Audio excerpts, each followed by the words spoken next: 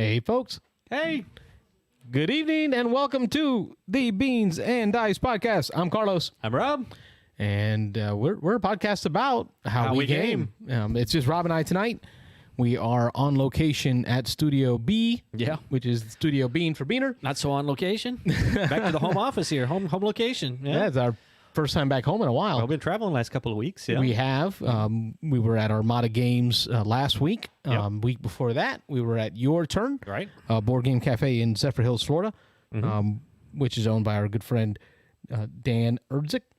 Armada by our good friend Michael Fortino. Yeah. The Fortino brothers Co-owner over there. Yeah. But today we are at home.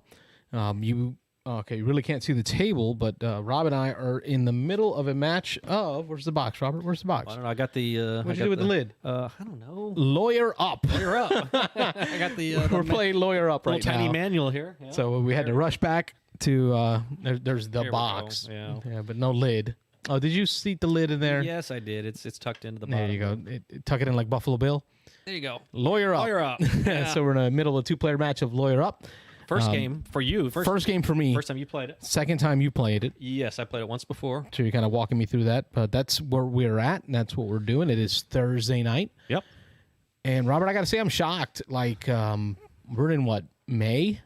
May, yeah. Well, halfway through May almost, yeah. We started doing this, I think it was like December. Throwback, yeah. And we've just done it every week. Yeah, I think we haven't missed a week yet, have we, since we started doing the live show? Well, no, it's probably the first time in my life that I've ever done something so regularly. Yeah, you're regular. Yeah, we were talking about it before. I missed 1 week. I was a little under the weather 1 week. I could have made it, but you had a co-host, Will, here, so we went ahead and let him run the seat for that day. But otherwise, I've been here for each of the episodes. So, yep.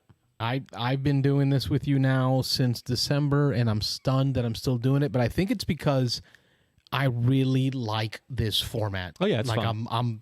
It's easy. It's fun. It's the way to go. It's the part of me when we talked about doing like a podcast or some kind of content creation that stood out for me the most, which is the part I enjoy the most: talking to people about games.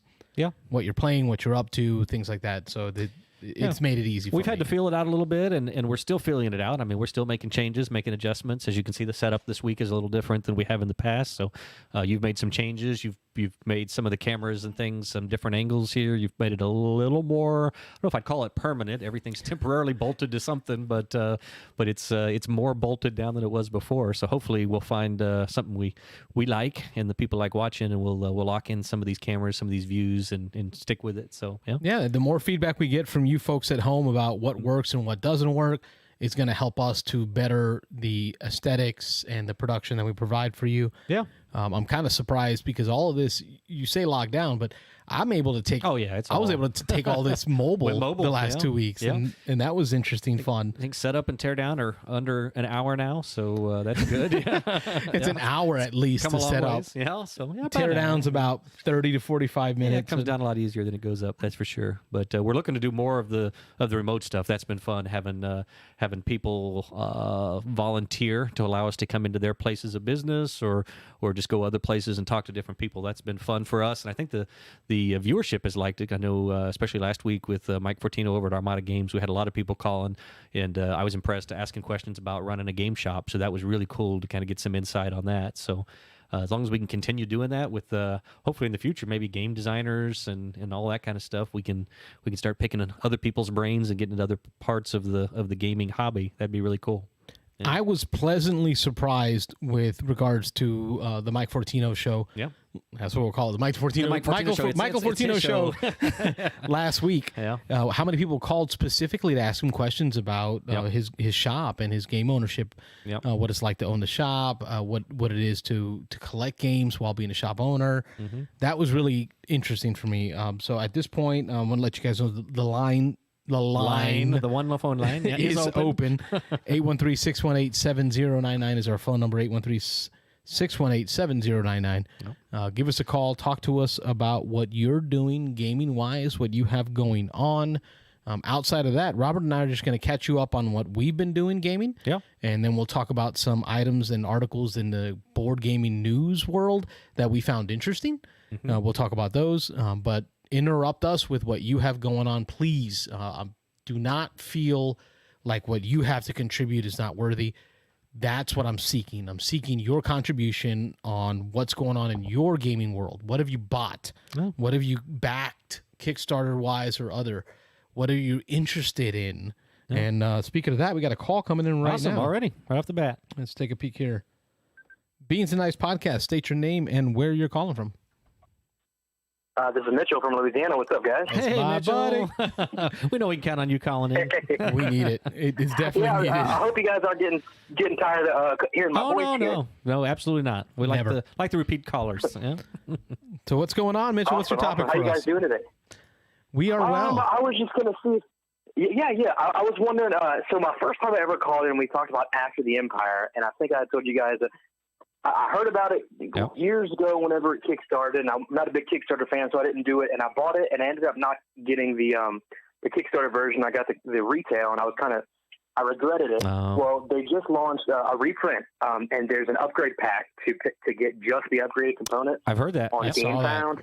And I backed it. So anybody else in there in the same boat as me, I wanted to let people know about that. Awesome. And I've been hearing more and more about that game since you brought it up a little, probably, a month ago, 2 months ago. And I know Dice Tower just recently did a playthrough of it. Tom and I think Mike DeLisio. What's it called again? Tom Vessel. After the Empire. That's right. Yeah, After the I'll pull Empire. it up here on the BGG while we're talking. But yeah. I've been seeing nothing but Facebook marketing for that. Yeah. It's to remind me over and over again of the game that Mitchell described to me, which sounded great, but I'm doing everything I can to not buy it. Yeah, it's getting really good reviews. Everybody I'm seeing is liking it. I know when they played it on Dice Tower, Tom Vassel's a big fan of it. He really likes it. I think the rest of the guys on the Dice Tower like it a little less. They all like it, but Tom was really, really sold on it. I know he talks a lot about the components, and so I'm guessing he's playing the nice Kickstarter upgraded version of it. But he said it's just a blast, kind of preparing. All you're doing is preparing for waves of bad guys, I guess, that come in and using worker placement, placement to upgrade, build up and upgrade. Your is that castle, right, Mitchell? Worker placement. Walls and yeah. That's right. Yeah, and so in the retail version, the components are amazing. But the upgraded version, I guess the Kickstarter version, instead of these tubes for your soldiers, you use actual plastic standees. And for me, I didn't care about it that much whenever I initially bought it, save some money.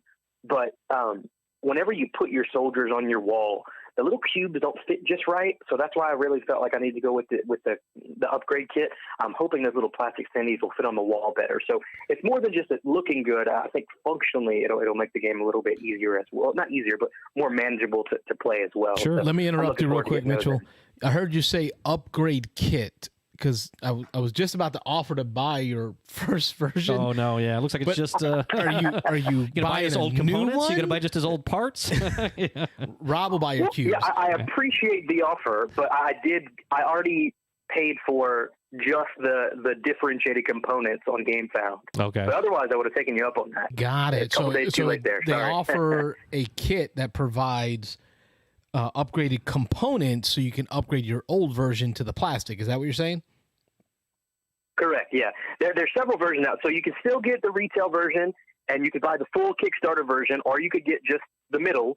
And then they also have a newer version that I think comes with neoprene mats and a solo version as well, which I didn't go all the way on that one. Yeah.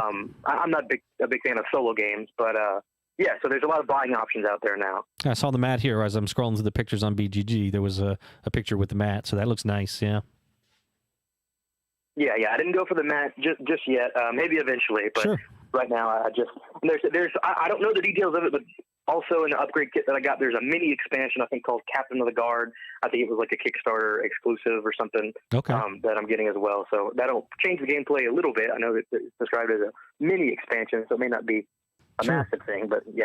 Yeah, and all the pictures I'm showing through, where it's kind of scrolling through here on BGG, are all looks like all the upgraded stuff, because the again, the original comes with its cubes for a lot of the components. Is that right? Yeah, that's correct. And so in don't tease Robert. Version, don't you tease him with the cubes. I get excited about cubes. I get excited about cubes, but well, yeah. I know you're excited about cubes. Have you seen? So the wood and the metal cubes in the upgraded version, they're like textured, and they're really nice. You would really like them, Rob. I bought those as well with the plastic standees. That's what I heard. And actually, Tom Vassell was talking on the playthrough. He mentioned it again this morning because he was, I think he might have been talking about the upgrade pack on Board Game Breakfast. He was talking about something that brought him back to it, but he was saying that, oh, I'm sorry, no, it was yesterday when they do their Kickstarter stuff, so it must have been the upgrade pack. But he was saying that the cubes that they had in the version that they got were textured cubes, but the ones that they're selling now in the upgrade pack actually look even better, and he was taking a close look. He said the shades were different and the texturing was different, even from the version that he had, I think, which was a Kickstarter version. So it looks like the upgrade pack maybe even be a little different, maybe better than the Kickstarter version.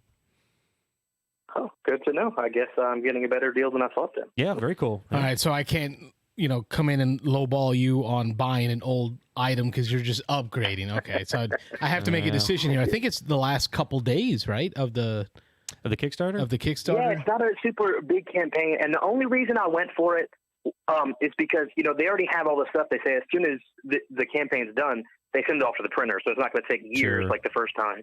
I'm too impatient to wait that long. So they said it should be fulfilled by, I think they said August at the latest maybe, which I can wait a couple months. Okay. 3 months, I guess. A couple months out, yeah. Yep.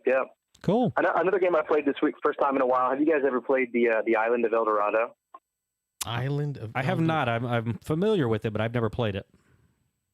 Tell me more. Yeah, it's a lot of people, whenever they look at it, they think that it's like Catan because it has hexes that are random every game. But it's really hard to classify into a certain genre.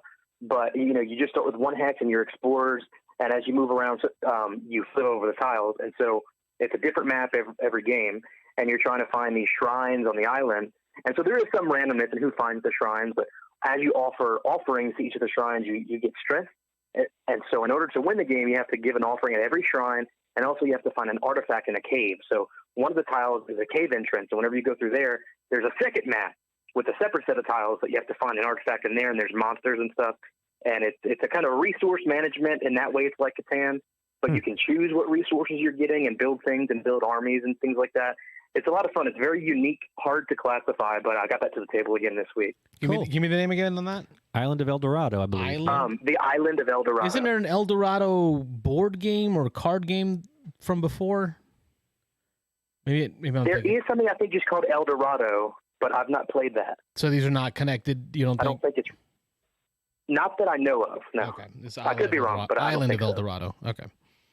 Yeah. And there's an expansion called the Thieves of Eldorado, which I have not played, but I just played the base. Oh, okay. Rob's pulling up pictures from the BGG for me so I can see what we're talking about here. Yeah, and I believe it's really, really pretty. I was just saying, all of the art in it is like from the 16th century, which is when the game is set, which is really cool. They probably saved on having to pay some of that creepy art for the game. It's kind of cool though. It adds to it. Very pretty looking. You know what else I saw going on with Mitchell? What's that? I put it in the show notes for you, Robert, if you want to pull it up. Okay. I put it at the top of the show notes there. Mitchell did his first YouTube video for his new channel called Board Game Battles. Am I wrong? Yeah, that's right. Thanks for shouting it out. I appreciate that, man. No, man, I watched it. I really enjoyed it. Rob, pull up the link to the channel here. We'll pull it up on the board so the folks at home that are watching can see it. It was a conversation you and your friend had. I'm struggling to remember your friend's name. I want to give him credit. Connor. Yeah. And you each had a discussion regarding the pros and cons or comparatives between Call to Adventure and the Red Rising board game. Red Rising. So it was a new video, new channel that you put together there. And y'all had some really good discussion points on why you would pick one over the other. I like how you decided up front to, which one you would argue for. So you kind of had that set up ahead of time. You had your points decided ahead of time. It was like a 15-minute video, so it kept it piffy. It was quick. It was easy for me to follow. And you didn't bore me. I really enjoyed watching that conversation because I like both of those games. Yeah. And I think I made a comment on there about good selection on the first start because the games, to me, I would struggle to say which one I wanted to play over the other. They kind of fill the same niche, being at around that 1 hour mark or so, hour and a half. lightweight rule set, playing with cards, I feel like picking one over the other would be a good matchup to talk about. Yeah, and it was the video. I really appreciate that. Sorry, go ahead. Did we catch you? I was going to say the video was easy to watch. Carlos and I were talking about before, and I know you've got some background in some theatrical. And I was mentioning to Carlos that you did a really good job of kind of keeping it moving along and keeping it fun and keeping it light. I really enjoyed that.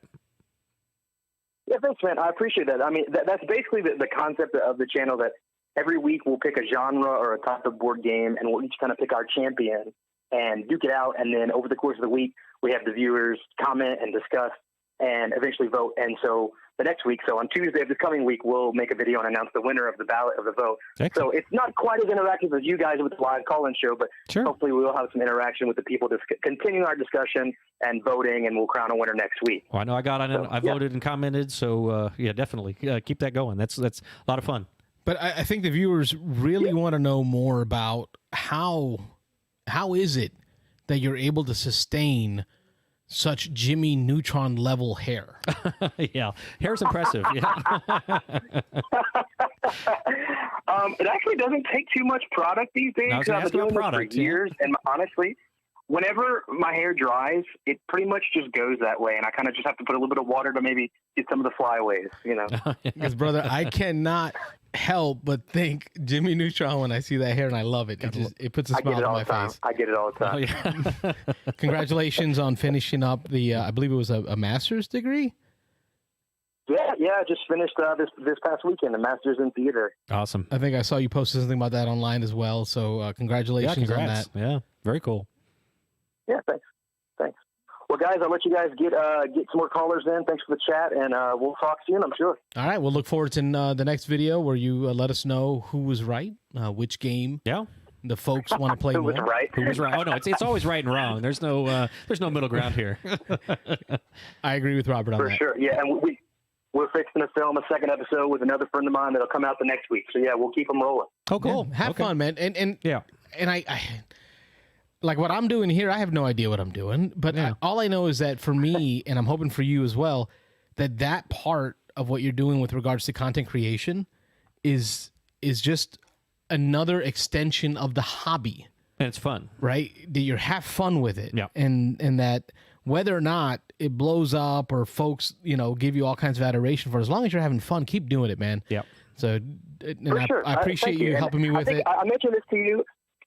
Yeah, I mentioned this to you. I don't remember if it was on the call-in show or not, but really being on you guys' show for a little bit and being able to talk about Red Rising, it's really what gave me the bug. So that you guys are co-creators in this, so I appreciate y'all. Yeah, it's just another extension of the hobby. Talking about the hobby and sharing it, throwing it out there into the echo chamber of the inner tubes. Yeah, it's just another extension of the hobby for us. Yeah.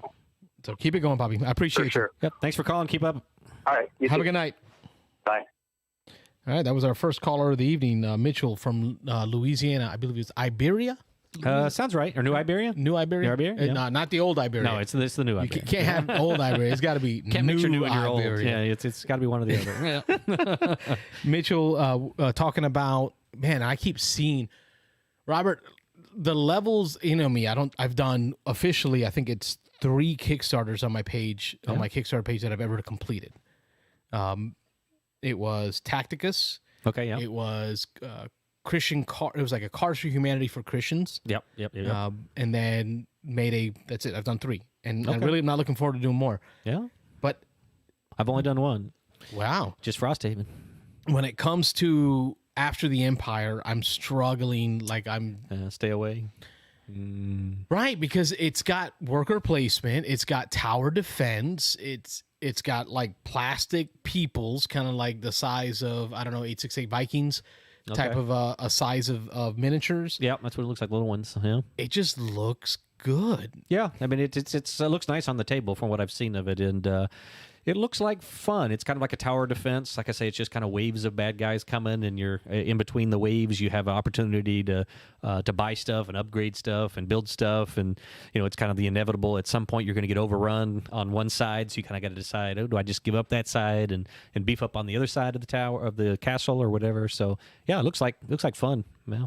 No, Wayne says he's got 45 projects and counting. Oh, wow. Yeah, well, we can, there's plenty out there that'll put us to shame. We were just looking earlier, Dan Erdzik said he's up to 666 he posted? 666. 666 as far as his... 666 for Dan Erdzik out of Zephyr Hills, Your Turn. Yeah, he's the game shop. of projects. Kickstarters that he's either backed or he's got backed currently. So, that's just crazy. That's we're looking at 1 or 2 or 3, and he's at 666. Although he does own a game shop, so I mean, it is a game cafe. He can expense it as business expense. Yeah, I mean, business write-off. Yep. I don't got it like that. You got it like that? No, I don't got it like that. Yeah. But one day maybe we'll see. Yeah, we'll see how that goes. But I don't know. When I look at these Kickstarters, I think about and I did not pull the trigger for Marvel X-Men United. Okay, Marvel United X-Men. You were just saying that you were going to. I was going to. Yeah, you were going to. Like early on, I was like, yeah, I'm in on this. But then I kept seeing all the stuff that kept coming out for it, right? It kept adding more and more stuff and more options. And I kept saying to myself, you don't want more and more? No, not all up front like that. I don't want to be front loaded with that much content. Okay. I mean, if you look at the table behind me, maybe you folks on camera can barely see it.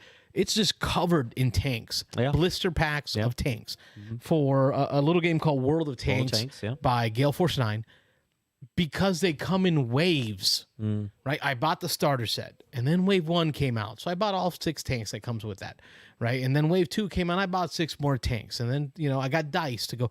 But it's all incremental, right? I'm not front-loaded with all of that purchase, all of that content. So I don't know. It just the idea of having so much content coming in at one time, knowing that I won't get to any of it. Yeah. It hits me in a deep place of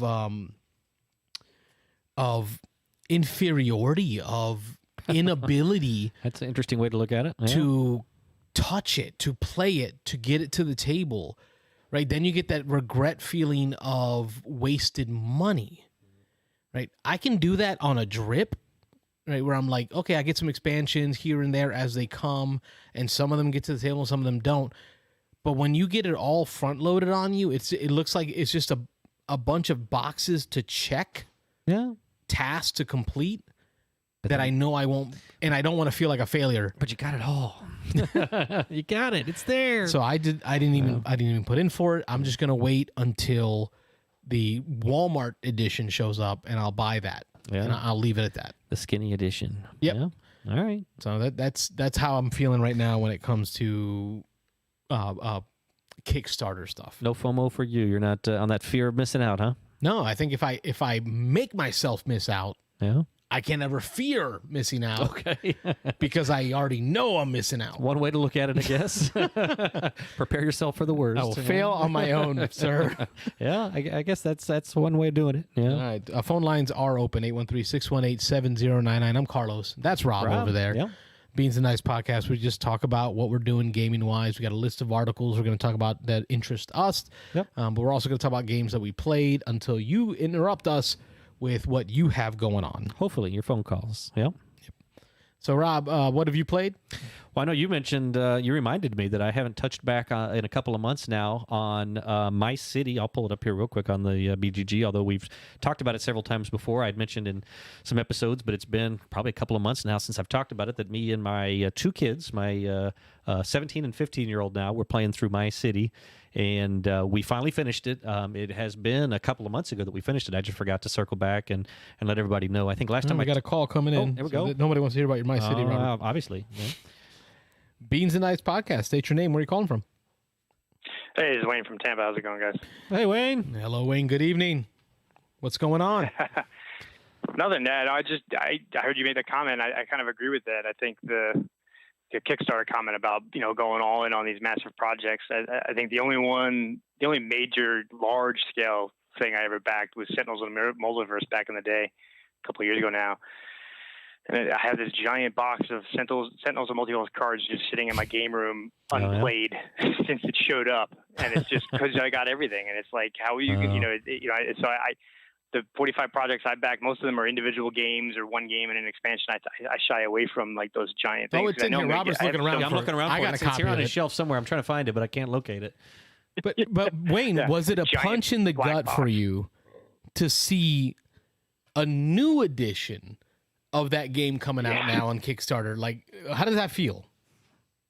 I would never buy. I almost would never buy from that company again because Wow. not only was the last Kickstarter was good, but it was delayed. They way over sort of sold this big box, and there was a lot of issues with it. And even when we got it, they had to replace a couple of decks because they were stuck together. And this was supposed to be the be all end all of Sentinels, and then less than a couple years later, they're putting another edition out. So it's like, I guess there's new people into the gaming industry, and that's good for them. And then there's the diehard Sentinels people that'll buy it. But then there's people like I used to play the game, and then by the time that big box came, I had moved on. And that's some of the problems with Kickstarter. I kind of pick which ones I back because I'm not backing big projects like that. They're going to take a year or two to get out. I look for stuff that's maybe 6 to 10 months, and just a single game that I know I'm going to play a couple times and get my money's worth out of it. Yeah, I try to shy away from those giant Kickstarters because they just sit there unplayed with all the other games I got going on. So And that just don't feel good. They just don't. yeah. It's kind of a unique way to look at it. It's kind of heard Carlos say that earlier today, and I don't know that I've ever heard anybody say before that I'm going to stay away from Kickstarter just because I don't want everything. I just want a little bit of something. So that's a unique twist, yeah? I mean, I think if you're the kind of person that you're playing one game, like if you're playing Frosthaven and Gloomhaven, you're going to do that every night and Sure. and really crank through it. That's great. And I get too bouncy, I guess, with the games I play. I've actually slowed down a lot. Probably I back less during the pandemic than I did prior to it. Just because I'm like, I want these games to come in, and it's not like I've been gaming that much the last year anyway. But I did just back Canvas. Mostly because I think it's a game it's a lighter game that I can get people to play, and I like the idea of being able to hang the boxes on the wall for art. Yes. Oh, yeah, that's what I've heard. Yeah, a lot of people have said that. That's a pretty game. I actually haven't played it yet. I know in our game group, Nick Oben has a copy of it, and I play Gloomhaven with him over at his place. And every time I go over there, he's got Canvas sitting kind of off to the side, and we keep mentioning that sometime after a scenario of Gloomhaven that we're going to jump over to Canvas, but then after we're done with a 3-hour scenario of Gloomhaven, usually it's about midnight and we're ready to go home. But one of these days we're gonna break that one out. I keep hearing good things about Canvas. And I feel that's a little bit different because Canvas is an established game. What you're doing is getting into it. Right? That's the purchase mechanism for it. It's to buy it on Kickstarter. You're just jumping into a game. You're not throwing yourself into a new project or a new idea. You're buying an established. Well, it actually what I think is a great game. Yeah, and that's probably I think that's probably what I've done in the last year or so. Is that Campaign Trail is another one I backed, and Endangered, the expansion to Endangered, because I had played Endangered and I wanted the expansion. So I remember playing Campaign Trail and I wanted my own copy, and get the nicer bits. So I've used that a little bit in the last year, and then most of the Tiny Epic stuff, gets backed because got to have them all, I guess. I don't know. I feel you with the Tiny Epic stuff because it's something about these games and these small packages that just gets me it gets me in the feels. I love the idea of games that I can, little mini games that I can take with me anywhere. We do that a lot, yeah. And just tonight we and it's go ahead. I'm sorry, go ahead. Waiting on you, Wayne. Sorry. Yeah, sorry. It's your show now. No, I was gonna say that the thing about the Tiny Epic is good is you bring a lot of games with you for travel. Like if I go on a cruise or if I travel for work, and I take a little quick game. Most of the small games are tiny. They're not tiny as far as like they're simple. They're easy games. Like Skull or something like that. But you take a Tiny Epic game and it's a bigger game that you can take out, and instead of having a big footprint in your suitcase, you can bring 3 or 4 of those Tiny Epic games and crank them out. Right. Have you joined the club with me, the TSA club, where they pull you out of the TSA line because of your Tiny Epic game? Have you joined that club with me? Yeah, well, I haven't. Most of my stuff's always made it through. Not much of an issue. So Maybe it's profiling. I don't know. It's a brown guy with a beard. Probably. And there's what's great is they open. It's happened at least 3 times on my plane trips because I take Tiny Epics with me. Yeah. Specifically, a Tiny Epic Galaxies, which is probably my favorite Tiny Epic game. I think it's my favorite. Yeah. But you see them open the box, and then they start pulling out the baggies of like the meeples, Baggies, the little rockets. Yeah. Right? Like they're waiting to see pills and like drugs in these baggies. Obviously, and I have to explain it's a board game. Yeah. It's a board game. You're carrying them in like your backpack or something like that. I usually just check mine in the luggage. All right, see, maybe I got to do that. I carry them with me because I play them on the plane. Yeah, who knows when you might want to break out a tiny epic? Hey, I've done a Tiny Epic Galaxies on the plane with a coworker flying to work. Yeah. So I'm glad to hear I'm not the only one that travels with my Tiny Epics. Yeah, they're good to go. I mean, I go to conventions a couple times a year for work and for fun, so it's always good to be able to take those with you. And that's actually like what I've been doing tonight is surveying my game group to see, because we go to conventions and CDC today and the new rules, and now we're trying to figure out, well, who's willing to travel this year, and are we going to Gen Con or Dragon Con or Necro or Dice Tower, and trying to figure out what people's travel plans are. All the above, yeah. We hope one day we hit all those, yeah. Well, I know you're a Florida guy, so I'm hoping you come out to Escape WinterCon. I know I've already booked my hotel for that. Yep. Waiting for the tickets to go on sale. That's actually a piece of the news articles that Robert and I will talk about shortly. Yeah, and Carlos and I are looking forward to the Dice Tower retreat in Orlando, although that may not be open to everybody from what I'm hearing more and more of. Yeah, it's sold out, I think. Yeah, the one for September is almost sold out. There was only a few seats left, and then they're doing a second one in November, but Tom had said that everybody who emailed him when he announced it on Board Game Breakfast about 2-3 months ago, there was a wave of people who emailed. He was just trying to see who was interested, and Carlos and I both got in right at the front of that, but he said he thinks that the 200 tickets they're offering for that may sell out just on the people who emailed them in the first couple of days.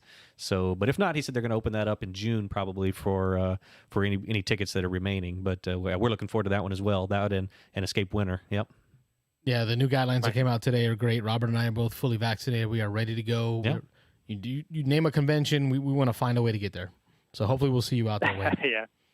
Hopefully, yeah, definitely. All right, sir. Have a good evening. Thank you for your phone call. Thanks for calling. Have a good night. No problem, guys. Have a good one. Good night.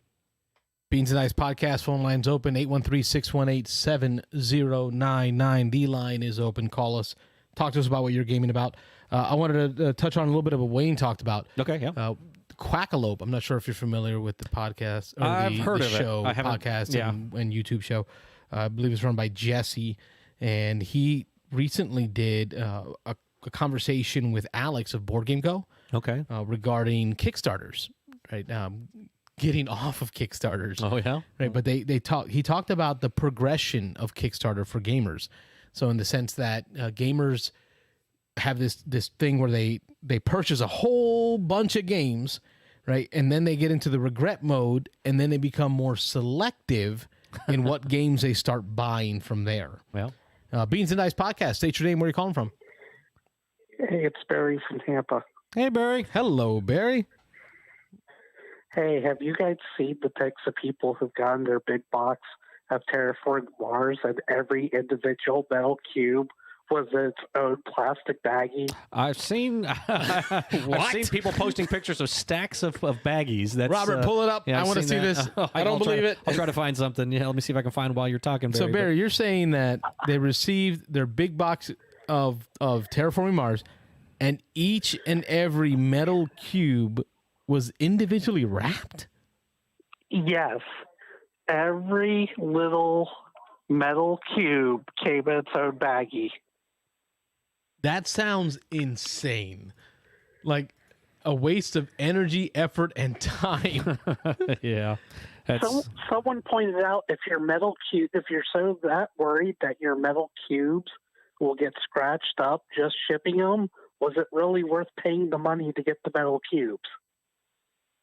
I'm sure Rob could find a picture of it, but someone posted a picture, and every cube had its own little baggie. I got to say, I've got my skepticism up on it. I don't know if somebody was trying to be funny and posted that, but yeah, I saw somebody posted a picture just of a stack of plastic baggies.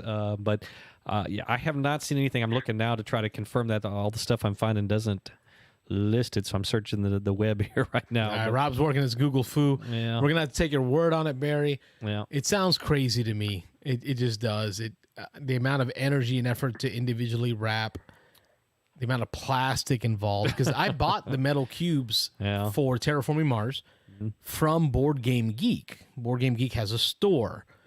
So I showed these to Robert. I bought the upgraded metal cubes, and it came in one baggie. They were all in one big baggie mixed up together. Well, here's a photo that I found on Google Images. Oh, and here it is. It's actually from BGG. Let me blow it up here. But, yeah, this is... Can I put it on the board? Yeah, go ahead. Put it on the board. It's on the board. On the board. So this is what I'm seeing. This was... my goodness. The picture I saw earlier today on Facebook did not have the cubes in it, so it was kind of like just the top 2/3 of this photo. It was just the stack of baggies. But, yeah, according to this picture, I mean, it looks like about a baggie per cube there. So, yeah, I don't know. I was joking that the guy's on his way to becoming a drug dealer. Yeah, I've seen people posting that. Yep. I gotta ask William, because I know William Sepulveda, our buddy who's with us usually on the show. Yep. He purchased the big box expansion. I don't know if he got the metal cube upgrade. We're gonna have to ask him when we see William. Yeah, for sure. To show us all his baggies. Your baggie collection. Yeah. Yeah, I'm trying to find. That's the only image I'm seeing online of it. Yeah. The picture I found, the cubes were still in the bags. How many cubes per bag? There was like 1 or 2 cubes per bag. That's crazy. Yeah, that seems to be pretty crazy. But yeah, who knows? Yeah, I don't know. Or if it was some kind of production mistake, maybe they asked for the different values to be in one bag. Yeah, maybe the manufacturer just misunderstood and bagged everything separately. Who knows? They assumed that they all were supposed to be in individual bags. That's funny, Barry. Thank you for sharing that, man. I appreciate that. That's funny. I hadn't known if you'd seen that, and hey, while you're here, let's give a Blood Bowl update, because you and I just posted a video this week of our trip to Inverness, Florida, for the Boglin Bowl. And Robert. Yep, and Robert and Nick Oben. The four of us went out to Boglin Bowl. So where did you end up placing? Tell the folks at home.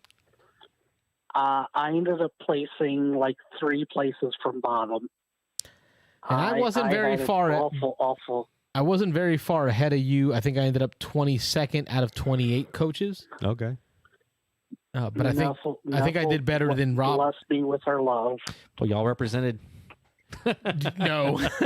Represent. I was 22nd, out of 28. I think Rob Hunter was just below me, and then Barry was below him. Yeah. So that's the Tampa crew driving out from Beans and Dice. But our own buddy Nick Oben, out of Wesley Chapel, Fourth place. Zephyr Hills, Wesley Chapel area, he got 4th place in his first Blood Bowl Standard 11s tournament. Nice. He's a smart guy. I mean, he usually picks things up and does pretty well with games, but yeah. One of the worst things that can happen when you go out to a tournament is being paired up with somebody you drove with. Oh, yeah. Because you drive hours to go somewhere to play games. And then you end up getting paired up with someone you drove with. Achievement unlocked. Achievement unlocked. Round 1, I get paired up against Nick Oben, and I think I gave him his toughest match because I gave him a tie. Yeah, you were his only non-win. Right. The other 2 matches he got his wins, but not from me. I'm not giving it up that easy, Nick Oben. I'm not going to do it. He's got to work for it. You got to work for it. Take you to dinner first or something. But it was good spending time with you this weekend. Even though I didn't do well, I had a blast. That's good. I'm glad y'all enjoyed that. Like I say, y'all are representing the bottom half, the unrepresented. But as long as y'all are having fun doing it, I got to work on Robert. I'm trying to get him into it. It's not my bag. It's we got other things we can do. You can have Blood Bowl. I'm okay with that. Yeah. All right, Barry. What else you got before we close it out? I have a new game I'm going to be bringing Saturday that I just got in Clockwork Wars. That I'll be bringing to our game day on Saturday. Not familiar with that one. Let me see if I can pull it up on the BGG here. Does it have cubes? It's an asymmetrical area control game where you plan your movement at the same time. Oh, okay. The simultaneous. So kind of like Forbidden Stars. And the combat is there's no dice involved in the combat. Robert would like that. Yeah, no dice is always good for me. It looks like it's a little on the heavy side. It's BGG says a 3.15. They've got a 7.6 rating. Not bad. It's a Eagle Griffin, 2015 release. That's good company, Eagle Griffin. They do some good games. Designer Hassan Lopez with Eagle Griffin, yeah. Let me pull up some images of it here. But tell us a little bit about it, Barry. Well, I traded my copy of Kemet for it, and I just got it in the mail today, so I watched the How to Play video, and it looks interesting, and I definitely thought you would really like it, Carlos. But it must have really impressed you to trade Kemet, a classic. Yeah? I traded my child for this. only a kidney, but I hope it's good because Kemet's great. Yeah. Now Kemet's tougher to get to the table because it is a longer game. No, Kemet's a short game. Yeah, I played it twice, I think. Yeah, I mean, it's, what, an hour and a half? I thought it was an hour and a half, too. Yeah.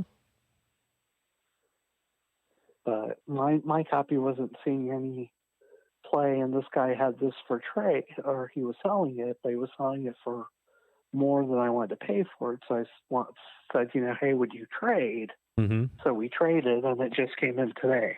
Cool. Good. So I'm hoping to get it to the table Saturday. Okay. Good luck. You might want to start early trying to see if anybody wants to get in on that. I know we have our Saturday game day. That's what he's talking about. Yep. Make sure you're on the board, talking to folks. I hate for you to get out there and be disappointed that nobody signs up. I know I'm not spending a full day out there, so I'm not committing to too many long games. Yeah, and I know we're going to have a pretty good turnout, it looks like. Quite a few people have already responded. We've got 14 people who have RSVP'd that they're coming, and then several of those people have mentioned that they're bringing other people, some new people that we haven't met before, and then some are bringing some wives and girlfriends and things like that. So I think we're going to have well over 20 people. We're doing it again at Your Turn, a board game cafe over in Zephyr Hills, over at Dan's shop. He's going to host us again this Saturday. We're advertising from noon to, I think officially the shop closes at 11. Usually we are there a little past 11 if anybody can make it out maybe for the late hours, but we're going to be there all day. I'm actually going to get there a little before the shop opens at 11. By we, he means him. Me, yeah, well. I'll be there in the morning hours. The group, I meant. The group is going to be there. So by we, he means him and the mouse in his pocket. Yeah, the group of people from our gaming group are going to be there hopefully all day, but I'm meeting up with a group there'll be 4 of us. Be my first time playing Anachrony, and I'm really, really, really looking forward to that. I've wanted to play Anachrony for years now, and David Carlton, I think, is bringing out his copy. I think he's got a Kickstarter copy, or at least he's got a copy with all the upgrades and the bits, and so I'm assuming we're not going to play with all the expansions, since I think 2 of the 4 that are playing, it'll be their first time, so hopefully we're just going to play the base game. Go to bed after this. But we're getting there. I think we're planning to get there a little before. The shop opens at 11. We advertise the game day starts at 12. I think we're planning to get there and get set up around 11:30, so that we're going to go a little early, but that game's going to take probably 3 or 4 hours, but after that, we'll see. We'll see you there Saturday, Barry. I know I'll be there early morning because I'm looking forward to milkshakes and ice cream sundaes. Oh yeah, and the good food, sandwiches and beverages. And I'll be bringing Unmatched, Barry. So if you're looking for a light, quick 20, 30-minute game, I'll have games of Unmatched set up. Yeah. So I'll be there doing that. And if you still have Crusaders, Barry, you should bring that if Carlos is available. I don't think you. I still want to play. Yeah, get Carlos in on a game of Crusaders. I will bring that with me. Sweet. All right, homie. Look forward to seeing you Saturday, Barry. Thanks for a great weekend of Blood Bowl. Thanks for bringing up the terraforming Mars. And I will see you Saturday, Barry. Have a good night. All right, bye.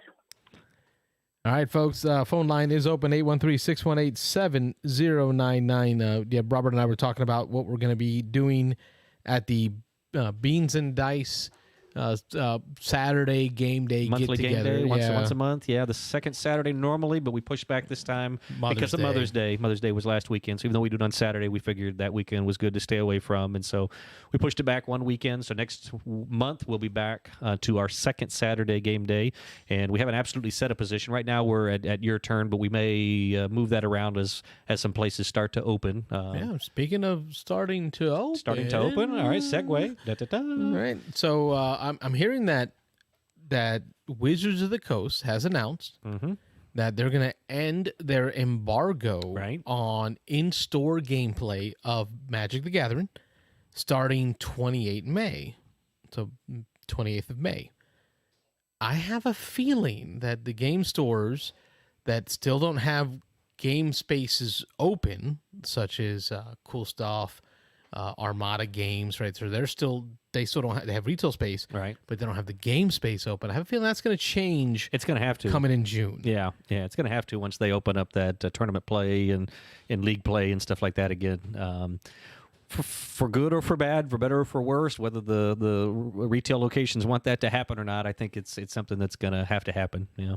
Well, one of them's going to do it first, right? Because if Magic the Gathering, so for you folks that may not be aware, Magic the Gathering, Wizards of the Coast, has said that if you are a retailer of their product and you're caught allowing games in store of Magic the Gathering, that they would something like shut off your distribution channels, like prevent you from being able to purchase new product to sell. Some kind of penalties, Right, big penalties. Yeah. So game stores just haven't been open. At the end of the day, I make no bones about it. I understand it.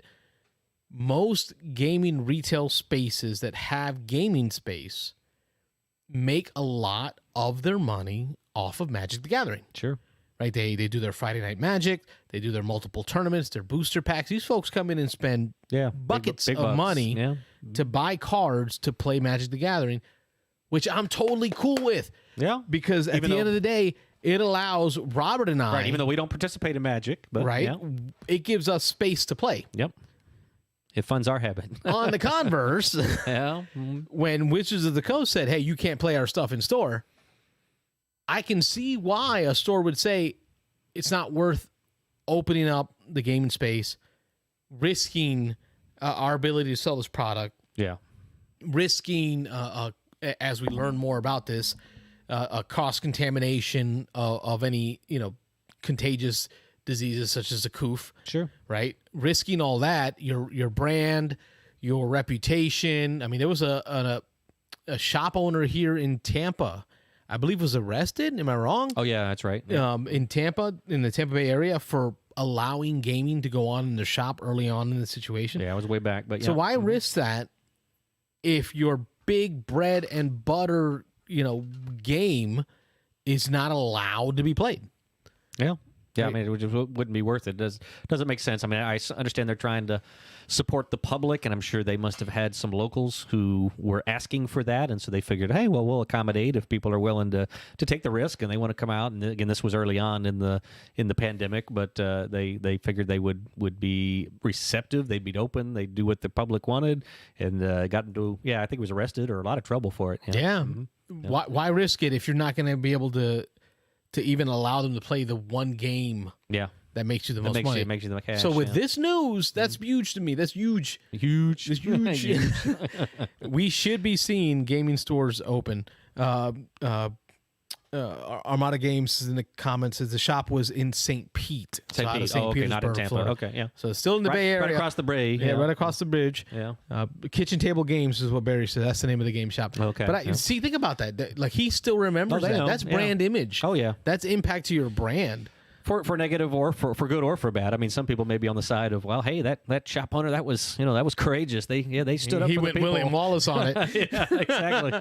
But freedom. But all press is good press, right? Yeah. I guess unless that press has something to do with you and a goat.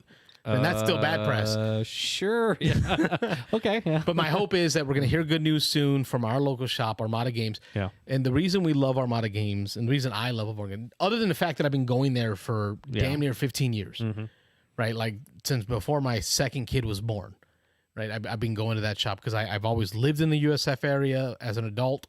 I've gone to that game shop as an adult most of my life. It's also central to most of the gamers in our close-knit group. Sure, yeah. Right. We have friends that live in Ruskin, which is south of us. We have friends that where you are, Robert, West Chapel, north of us.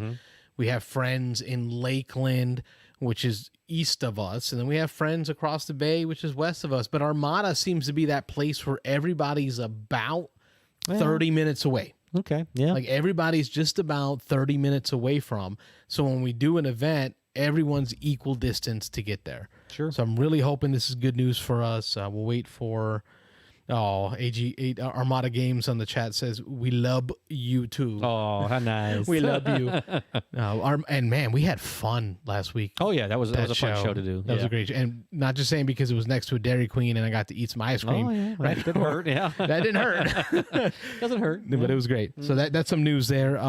Robert, you were talking about my city. Yeah, so I've got it pulled up here still. Let me just real quick. I want to wrap that up. We got about 10 minutes left in the show, and if we don't get another call here, but just wrap wrapping that up. So I played again. We played our last few 3, 4, 5 games of that, sessions of that.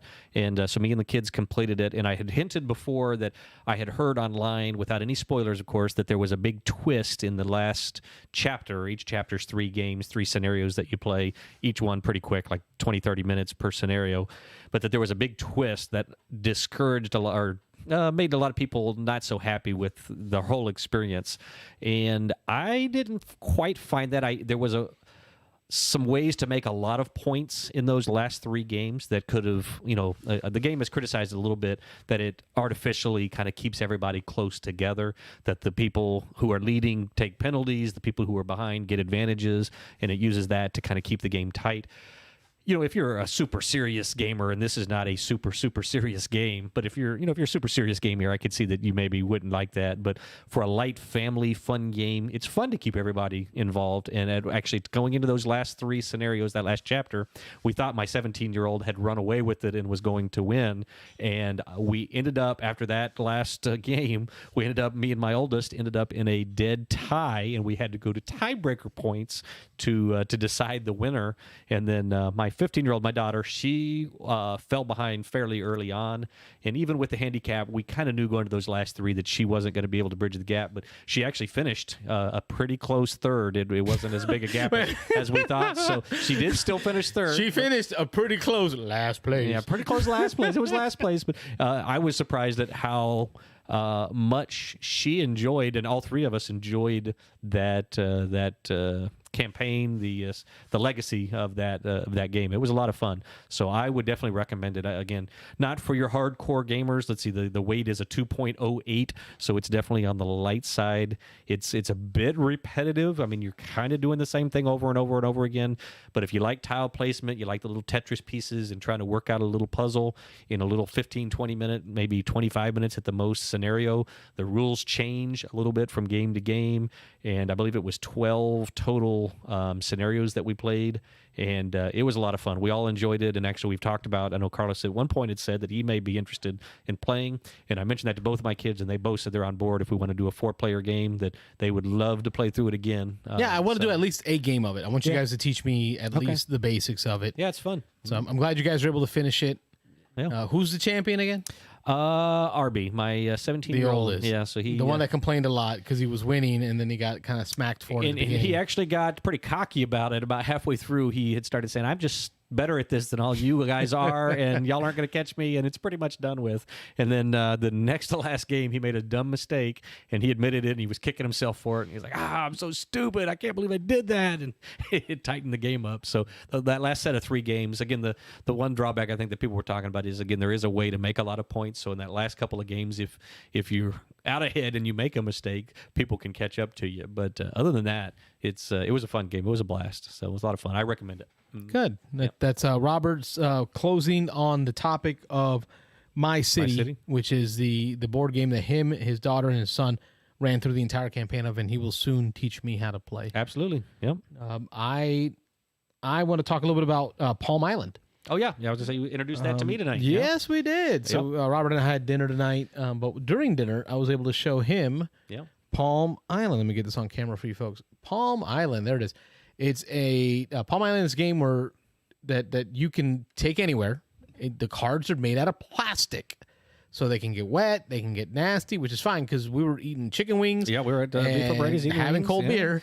Yep, playing a game. Still playing Palm Island. I wasn't worried about it. They're not sleeved or anything. The cards are made of plastic, so they can take it. It has 17 cards per deck. It's 2 decks in here, so it's 2 players. And in this game, you take the role of a leader of an island, Palm Island, and you're going to take actions using those 17 cards to manage your cards to get resources, such as wood, fish, and stone, to then spend those resources to upgrade locations on your island. As you upgrade those locations, you're going to get victory points. You do this for 8 rounds, and at the end of the 8th round, you count up all your stars, all your victory points, to determine how many points you got, and you look at that on a table to determine whether or not you did poorly or if you did well, or compare it to your friends. That sounds simple and easy, and that sounds very boring and generic, Carlos. It's just a little resource management. Hey, man, but you play it in the palm of your hand. Yeah, so you see all these photos I'm showing here. It's all one-handed. It's in one hand. And I talked about it with Wayne a little early on that phone call. I am just a sucker for games that pack and travel lightly. And this has gotten, and I thought for a while there, like, wow, you really can't get any lighter than like Love Letter, right? Smaller than Love Letter. Oh, you can. Palm Island was hold my beer. Yeah. Palm Island is Portal Dragon Games. 17 cards. That's all it takes. I've been dealing with an issue with a pain in my back and my leg for a few weeks now, and it's got me kind of in a tough spot where laying down is probably my most comfortable position. This game has had me so enamored because no matter where I'm at, no matter how I'm feeling, I can bust it out and just get some games in, rotate through those cards, make some key decisions on whether or not I'm going to upgrade that building or spend cards to build, to gain or store resources, right? And just play it over and over again anywhere, one-handed. In this world where, I mean, the majority of us are stuck on this thing, right? Playing with our phones, right? It gives me the feel of an iPhone game or an Android game that you would play on your phone, but in real components, in real, like, touch me, move me around components. Armada says, if you like Palm Island, you should look at Maiden's Quest. It's not the first time I heard it. I was reading reviews on Palm Island. Maiden's Quest. Michael, let us know if you've got that one in stock, because if Maiden Quest is in the vein of Palm Island and its portability, that is definitely something I want you to set aside for me so I can scoop up from you. But I taught it to Robert over dinner, and it was easy peasy. Learned it. We played it, and I beat him. So what you do is you shuffle the cards, and it takes the order of the locations that come up. So I had Robert match my order, so he made his cards match the same order as mine, and then we played 8 rounds to see. And since I played a few, I think I came out with 29 victory points, and Robert was at like 16. Yeah. So you can see that decisions make a difference. As you get to learn the cards, you get to know the cards, but that's still not a great victory point amount. And Armada has it in stock, and it's in their library as well. Okay. I'll have to try it out. Michael, set one aside for me. I know I'm supposed to see you this week for some cards that came in from Theory 11. So set one of those aside in that Theory 11 box. I'll see you up there. So that was my play of Palm Island. I definitely recommend it, especially if you're like me in the sense that you really love games that you can take anywhere. Palm Island it's right there. Perfect. So that was our play of Palm Island. What did you think of Palm Island? It was fun. It was, I'll say I have kind of little hands. I'm a little guy. And so holding those cards and manipulating those cards and flipping them around and trying to keep, as you stock resources or you put them away, you got to kind of stack them out to the side. It was a little fiddly. And some of the iconology, trying to remember the down arrow flips a card around and the other one flips it sideways. And then one of them allows you to use the resource and stock it for later. The first time through, it took a little bit of getting used to, but now that I've done it, I can see that it would play pretty quick. And the portability is that's the big thing here. Obviously, just being able to put it in your pocket and take it anywhere. And you said it's mostly kind of geared towards a solo player. It's 1 to 2 players, so it's 2 players at max. It is a solo game that comes with 2 decks of the solo deck. You can play competitive, right, by, like what we did, sorting the cards in the same order to see how we compare to each other. Sure. Yeah. But there's also a speed variant. Ooh, right. Little hands and speed. That's gonna be ugly. Yeah. Plastic cards flying everywhere. Yeah. So there are some speed variants to it for competitive, but there's also a cooperative version. Where tell me about that. There's going to be some events that you shuffle the event deck, pick one out. It'll be something like a hurricane is coming. And then at the end of each of the 8 rounds, you and I can contribute resources that we've collected throughout that round towards meeting certain objectives on that hurricane card. Okay. And if we supply enough resources to it, we can tap that card or exhaust it, because tapping is trademark. Yep. You can exhaust that card or rotate that card. You effectively beat that one challenge. And I think there's 4 challenges on each of those cards. We have to beat it like 4 times before our 8th and final round in order to get off the island or prepare the island for that disaster or event. Okay. So it's kind of tough because it's requiring each of us to bring resources to the table. Sure. So we're gonna have to communicate to figure out what resources are you going for. What do you have? What do you need? But then at the end, we also compare stars to see like who did better. We can. Oh, so you're gonna turn that into a competitive, into a cooperative, and a competitive. Huh? Right. So are you saving for stars, or are you helping to? No, I fed our people. You're saving for stars. You need to get some logs. I brought the fish. Yeah, exactly. So Palm Island, thumbs up for me. Yeah, it was a fun game. Like quick game. Yeah, definitely filler, but it was fun. Yeah. All right, phone line open 813-618-7099. Last chance. Yeah, we'll give it a few more minutes here. Give us a ring. Just after 10 o'clock Eastern here. Just touching back on Lawyer Up. I think we're going to try to maybe complete that tonight, or at least play a little more of it. Okay, cool. So we'll be able to give you some ideas on that. I've got it up on the BGG here, 7.5. This is a game that I had played a while ago. Dan Erdzik over at Your Turn had gotten a pre-release copy of it a while back. I want to say probably 6, 7, 8 months ago, and he taught it to me, and it was a lot of fun. So I'm passing that along now. I'm going to teach it to Carlos, but this just recently came out on Kickstarter. I know Dan had bought a bunch of copies for retail and sold some, and so you kind of went with the all in there. You got the base game that had 2 scenarios in it, and then you bought the 2 expansions with 2 more scenarios. So we're going to need to get into this game and see how it is. Yeah, but I didn't buy the mat. Oh, you didn't go all the way in. So that whole go in a little bit, but not all the way, huh? No FOMO. Yeah. No, the mat that came with it, like the all-in Kickstarter came with a mat, but the mat was literally just a courtroom illustration or scene. Yeah. All they had to do for me to buy that mat is to put some squares, rectangles or something to say cards go here. Yeah.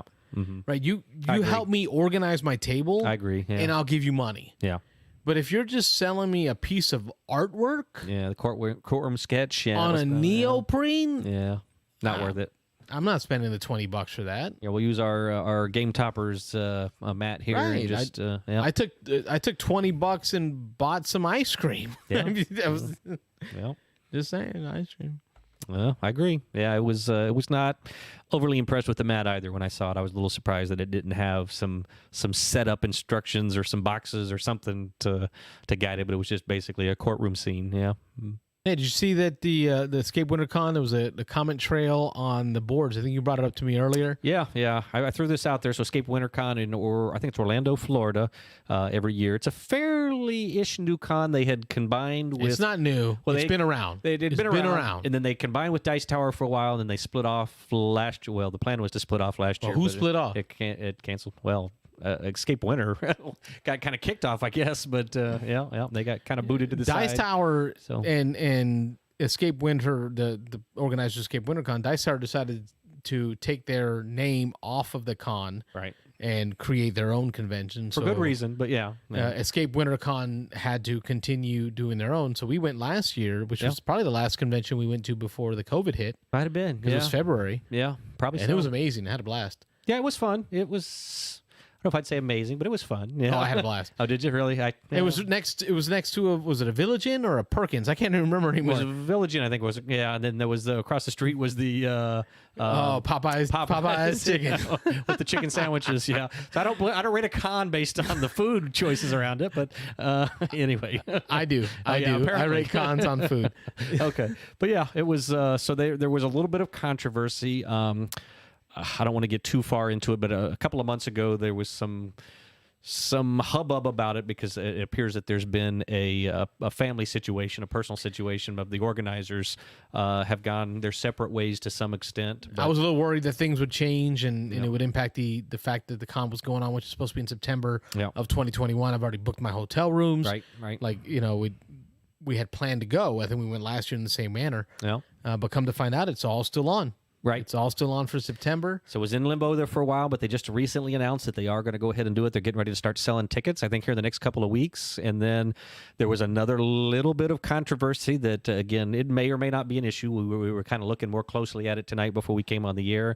But the organizers had announced earlier this week that they were going to There were questions about what the vaccination versus masking, for the pandemic situation was going to be for this con later this year. And the organizers said that, again, you probably have the quote there. I could pull it up. What exactly they said? Let me see if I can see. No, that they were going to follow the CDC guidelines and the hotel guidelines requiring everyone to wear masks in all public locations. Right. Like flat out. But I guess the question I had about that article is, with the news today regarding the CDC's update on that, right? Both you, Robert, and I are fully vaccinated. The CDC now says that we don't have to be wearing masks in public places. So my hope is that something gets updated with the convention, that they do continue to follow CDC guidelines. Right. That the hotel updates their guidelines based on the new CDC guidelines. Right. So that was the kind of the gray area. And I've just got it pulled up here. It says Patrick Havert, the one of the two main organizers of the con, says, okay, I have got many inquiries about the COVID policies. His quote here from the Facebook page says, we will be following the CDC and hotel policies of masks must be worn in public areas. If this means you will not attend, we understand, but need to follow the rules for people's safety. And so, again, there have been changes even just in the last 24 hours to what the CDC policies are. We don't know what the hotel policies currently are. But since this was posted on May the 10th, which was, 4 days ago, there's been obviously a lot of chatter on the site, and there has been some people who are unhappy about that decision, and there's been people asking questions like, maybe could you set up a separate gaming area for people who have been vaccinated, or can y'all have an area, just for people who choose to take their risk and not decide just on their own not to wear masks? And Patrick's answer has been fairly definitive that no, they are setting this policy of mask wearing, and they are going to stick with that. And that way, when people buy their tickets, there's no doubt, there's no question that it could change later, that the policy may fluctuate. He wanted to set that in stone so that people felt comfortable knowing that if they buy a ticket today and then later they decide people don't have to wear masks, then people who bought tickets today thinking that, well, I'm only going to come if everybody's going to be masked, don't have to try to come back now and get a refund or say they're not coming or whatever. So his comments so far have been pretty definitive that, no, we're setting this policy. Everyone's going to have to wear masks. But then again, as we read it again before, I mean, what he really said in his initial statement is that they're following the CDC and hotel policies. So does that mean if the hotel and the CDC decide that people have the choice where people don't need to wear masks anymore, is that going to be their policy, or are they going to stick with his original statement that everyone has to wear masks? So again, there's been some back and forth on the chat on Facebook as to some people are 100% on that and they're all in and they're saying great job for making that decision, and then there's probably an equal number of people. That's a point I didn't even consider before, Robert. When you talked about you just shared about the idea that some folks are buying tickets and they're going based on the idea that everyone will be masked no matter what. Right. And the impact to those folks when they arrive to find out that those guidelines have been changed. Sure. That was kind of the idea. That's a strong position to have. But, when it comes to us taking the risk of being vaccinated, I mean, you and I took some risks to do that. Like, we're not 100% sure what this thing's going to do to us. Yeah. It's not fully vetted. It's under an exemption, right? So we're choosing to experiment with this thing that is valid. It does work, but what are the side effects? For 10 years from now, we don't know. Who knows? Yeah. But you and I are taking that risk so that we can do things more open. Yeah. I would hope that would come into play. Yeah, unfortunately, the politics are get into everything, and so I mean, this again could be viewed as a political decision one way or another, or it can be a safety decision one way or another. So we'll have to see. I mean, again, the Escape WinterCon. For me, like, vaccinations are so easy to get. Like, I was so shocked. How easy it was for me to make that happen. Oh yeah. And I think this next week they've opened it up to everyone. Yeah.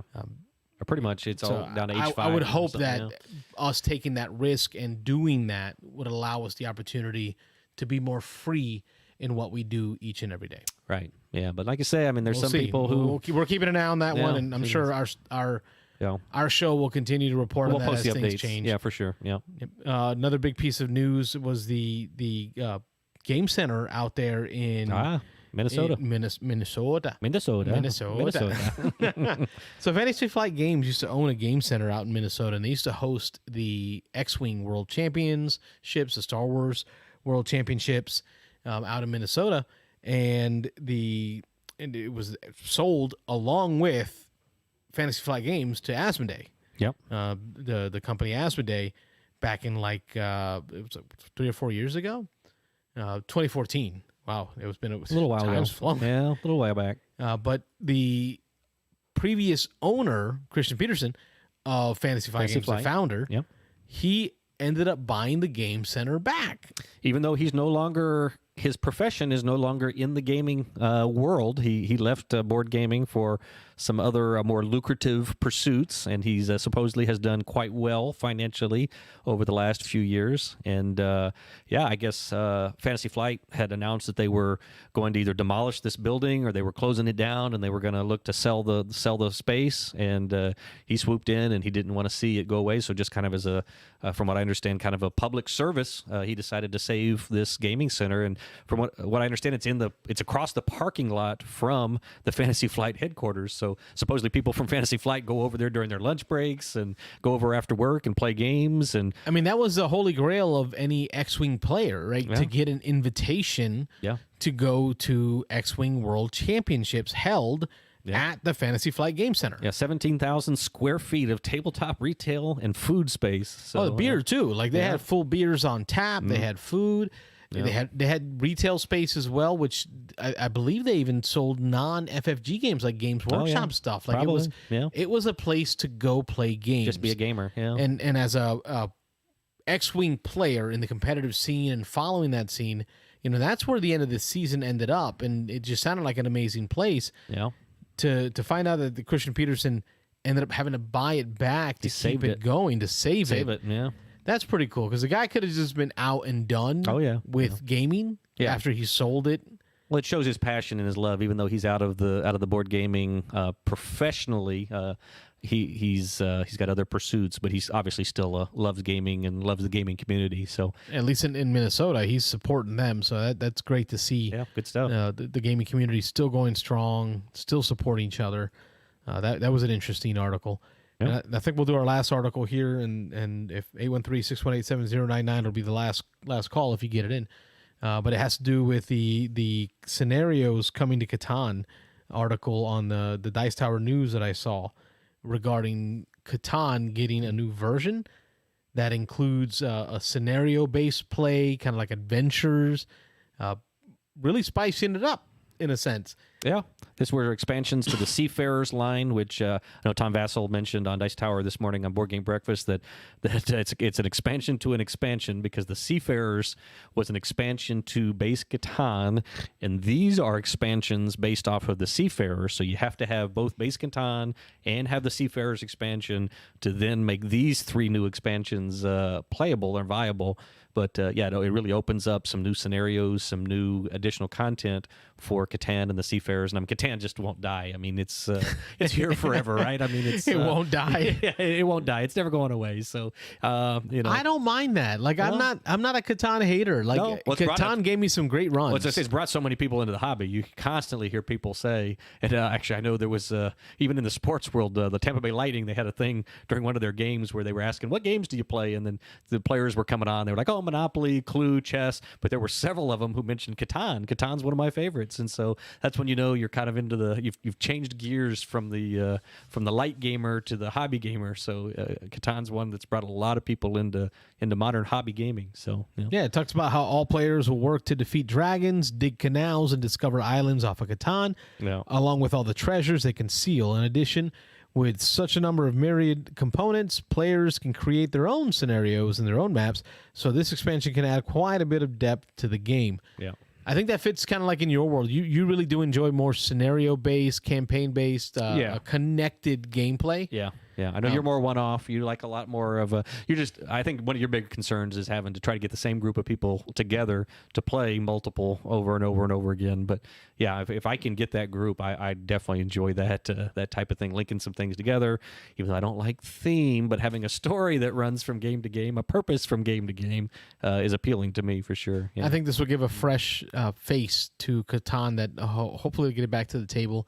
On the flip side of fresh face, I got to mention this artwork. I know Tom and them were laughing about it this morning, but could they have picked any worse artwork? I mean, there's a dragon down in the bottom with his wings down, kind of like a sad little dragon at the bottom of the box. I mean, they could make this artwork for Catan so much better, but I don't ever recall Catan having no. It's any artwork. It's in the line. That was it's consistent with everything they've done before. It's so. that sad faced guy on the front of the cover, kind of a European.